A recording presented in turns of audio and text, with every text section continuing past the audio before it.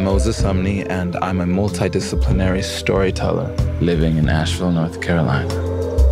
I love Asheville because of the nature and just all these pockets of joy.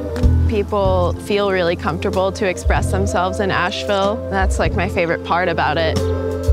Today we're going around town and meeting some of the pillars of the local creative community.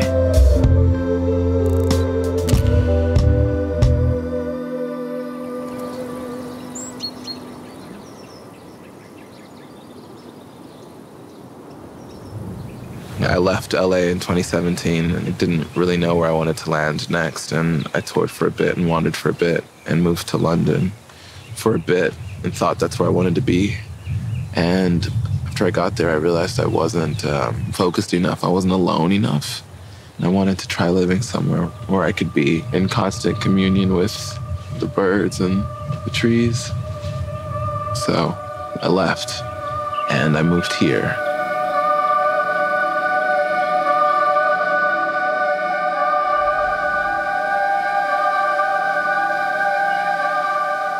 Right now we're chilling in my backyard. It's the beginning of spring, so the leaves haven't fully grown in yet, but once they do, it kind of feels like living in a forest.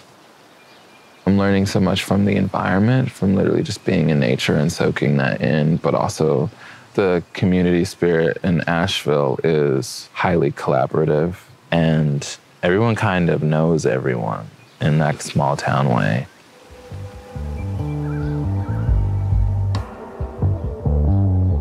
Right now, we are walking through West Asheville. We are headed to what used to be the Mothlight and will soon be Different World.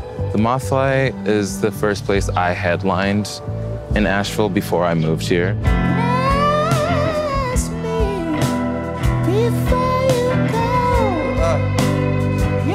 It was one of the many venues in America that closed down when the pandemic happened. But Honey swooped in and saved the day. And on her wings was Silver, who is also developing a restaurant in the space. So we're gonna meet both of them and see what's up.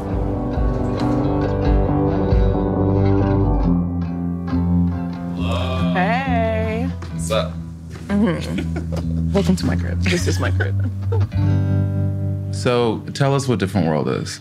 Different World is, in my eyes, like a culture house. We cover a lot of different grounds, but the main thing is to make sure that we're like progressing whatever it is that we're involved in and like making sure that people feel safe and comfortable.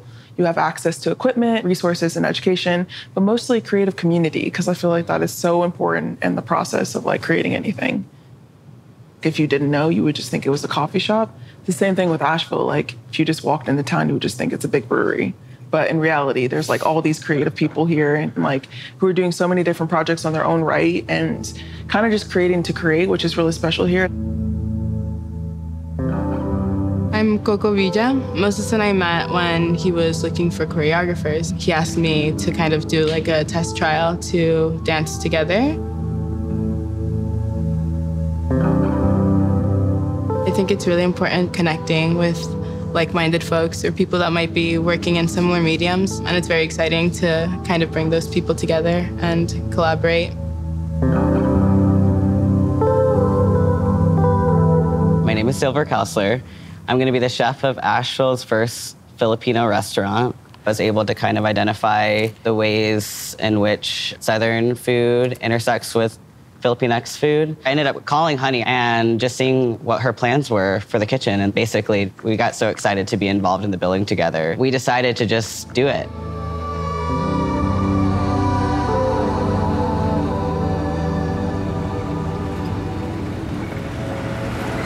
I wanted us to meet Tamarya because she's a young farmer and she's also very knowledgeable about the lineage of Black farmers and Black people who work the land, particularly in the South, particularly in North Carolina.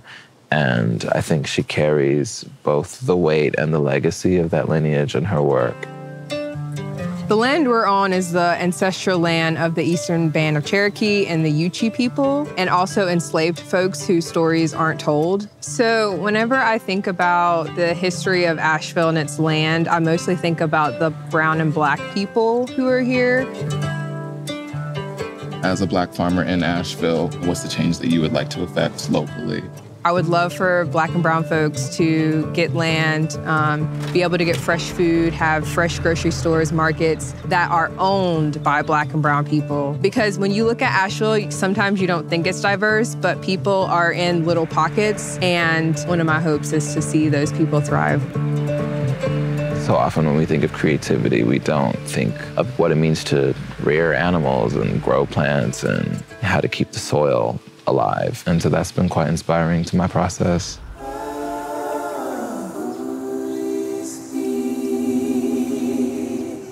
I started collaborating with Hunter by shooting a collection for them. Now we're headed over to shoot some of their new designs.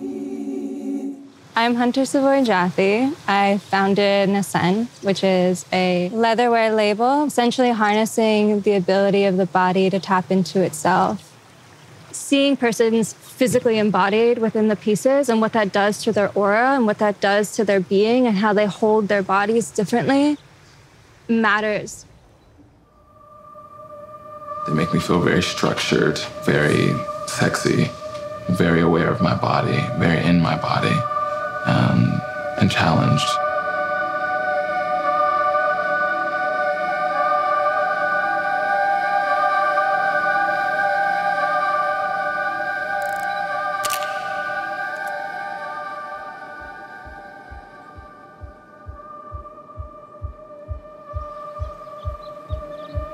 I was particularly interested in this group of people coming together because there's such a deep spirituality to what they do.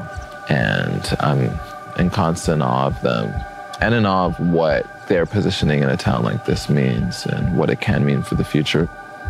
I think a lot about what it means to decentralize the cities, but also the culture of creativity. If you're here, you really are here because you really found something that you fell in love with. Community has really become a focal point in my life, and we're redefining so many narratives. I just feel really invested in this place because it is so special, and there's a really, really honest energy here that I love. Living here, there really is this idea of creative abundance, and expanding the diversity of the community here is a responsibility that we all share.